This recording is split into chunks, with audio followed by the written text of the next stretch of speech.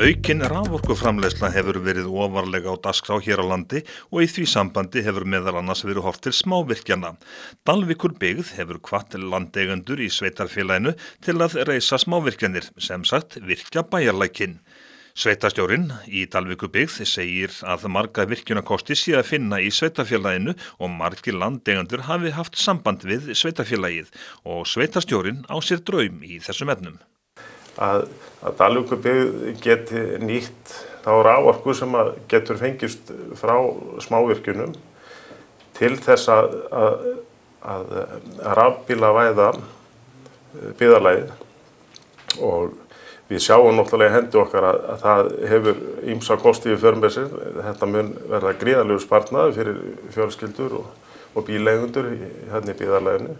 Þetta líka gott fyrir ímynd Dalvíkurbyggðar sem ferðaþjónustu staðar og svo þetta náttúrulega gjöf Dalvíkurbyggðar til að passa upp á loftslagsmál í öllum heiminum. Bæjarlækirnir eru eflaust margir sem hægt að virkja í sveitarfélaginu en áttu von á því að það gerist? Já, ég hef mikla trú á því og við skulum ekki gleyma því að það voru yfir 10 virkjanir snemma á síðustu öld og við vitum þessa virkjanakosti, þetta alveg gerlegt án mikils tilkostnaðar og án röskunar á náttúru.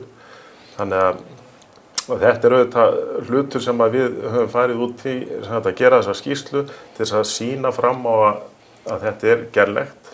Og síðan í framhaldinu ætti náttúrulega sveitarfélagið að stuðla að rafbílavæðingu til dæmis til að hlutast til það að verði settir upp rafhleðslustöðvar fyrir bíla og þess vegna getur þá ferðafólk stoppað og hlaðið sína rafbíla sem á leiðinni í gegn. Þannig að það eru ýmis tækifæri í þessu og tengjast inn á mörg sviði eins og ég nefndi á. Hvernig getur sveitarfélagið komið að málum með öðrum hætti heldur en að hvetja bændur áfram?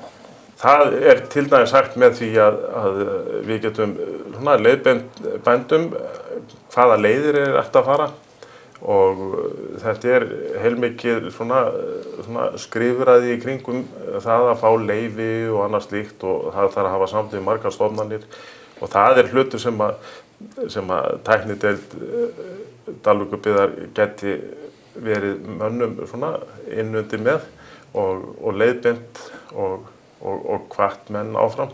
Síðan skulum við ekki heldur gleyma því að Dalvíkurbyggð á hér líka land sem að fellur á í gegnum sem að hefur marga kosti þess að vera virkjuð og það aldrei að vita nema við förum bara sjálf í það eða fáum einhver aðra aðila hugsanlega í samstarf með okkur og við sjáum til dæmis eins og Akureyri að það hefur Fallorka, dótturfyrirtæki Norðurorku verið að virkja. Þeir hafa virkjað fram í Eyjafirði, Djúpadalsvirkjun til dæmis og þeir eru að fara að virkja núna Glerá og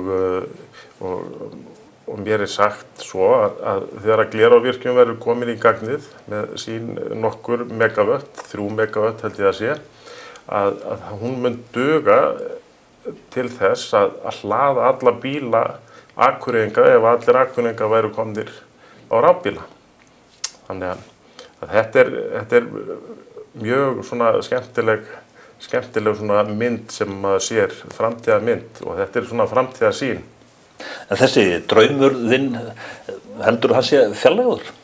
Nei, hann nefnilega ekkert svo fjarlægur og við skulum ekki gleyma því að hér á seinni hluta síðustu aldar og allt fram á þennan dag hafa Íslendingar verið að skipta út olíu fyrir hitaveitu. Hérna voru olíukyndingar allstaðar og allan mann ég eftir því á mínu heimili í gamla daga þegar ég var alvast upp. Þar var olíukynding fyrst til að byrja með og margir muna eftir því hvernig það var og við fórum Íslendingar í þetta átak og ég held að þetta sé í raun ekkert mikið öðruvísi átak sem að Íslendingar þurfa að fara í dag en svo var farið þegar var verið að hitaveitu væða. ef að þessi draumur myndi nú rætast hjá þér, Dalvík kæmist nú aldeilis á kortið, getur við sagt. Já, ég vona það og ég hef þessa sýn kannski líka vegna þess að ég hef komið í byggðarlög eins og í svissnesku Ölpunum, eins og bæir, eins og skíðabæir, eins og Saas-Fee og Zermatt.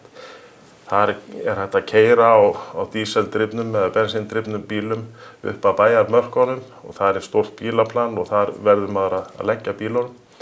Og til þess að komast bæinn að þá ferðu bara með rafmagnsbílnum og svona taxi.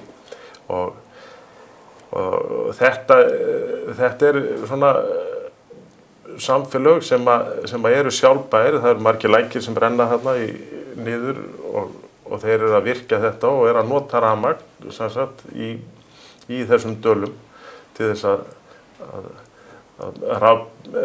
hlaða rafbílana og þarna er mikil ferðaþjónusta og þetta eru svona græn samfélög sem eru eftirsóknarverð fyrir mjög marga. Þannig að þetta tengist þessu öllu saman þínir draumar að gera sem sagt Dalvíkurbyggð að innan gæsalappa grænu samfélagi. Já, það tengist því og það er svona margt inn í þessu. Ég sé fyrir mér hérna ef við náum því að virkja hérna nokkrar virkjanir af því að við erum með heita vatni líka, þá sé ég fyrir mér að við getum farið út í það líka að vera hér með gróðurhús og við getum boðið ferðafólki upp á grænmeti sem er ræktað hér í heimabyggð. Síðan höfum við hérna heilmikinn landbúnað og allt þetta má tvinna saman í eitt. Hvaða undirtektir færðu svona hjá hinum almenna íbúa þegar þú viðrar þessar skoðanir þínar? Mjög góðar undirtektir, en ég hef svo sem ekkert verið að viðra þetta mikið og ég hef verið að einbeita mér að öðrum málum hingað til svona að mestu leyti, en þetta er svona hlutur sem við komum væntanlega til með að fjalla betur hér í sveitarstjórn á svona næstu misserum.